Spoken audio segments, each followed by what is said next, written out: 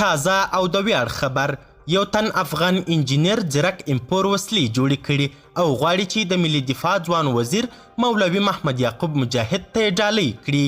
د یاد انجینر په وینا که اسلامي امارت هر ډول وسله وغواړي د یې جوړولی سي.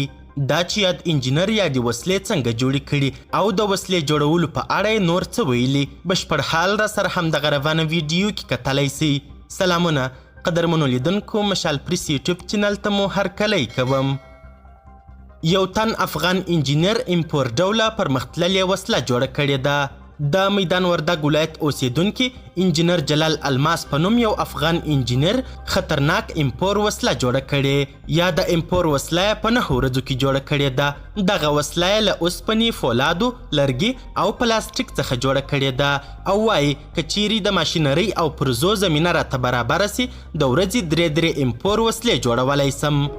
انشالله زموږ آینده پلان د افغانستان ټولو نظامی ارګانو ته او د افغانستان ټولو سرتیرو ته نو هر کوم سلام موږ کولی شم انشالله چې جوړ کړم او توضیح ورکړم. ماشینري چې وي بیا شاید د ورځې زه درته وایم چې زه شاید په ورځ کې 2 دانې 3 دانې جوړ کړم. راته دا اوسه پورې دولت هېڅ همکاري نه ده کړې. هر کم امپور چې دی وغواړي کولی شم جوړ کړم او هر کم سلا چې وغواړي نو زه کولی شم الکترونیکي کړم.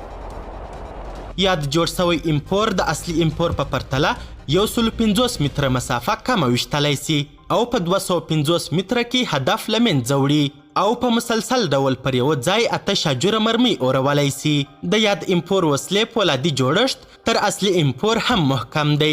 نوموړی وایي هیله مې ده چې ډیر امپور وسلې په معیاري ډول جوړې کړم تر څو له اصلي امپور څخه هم کیفیت لوړ وي.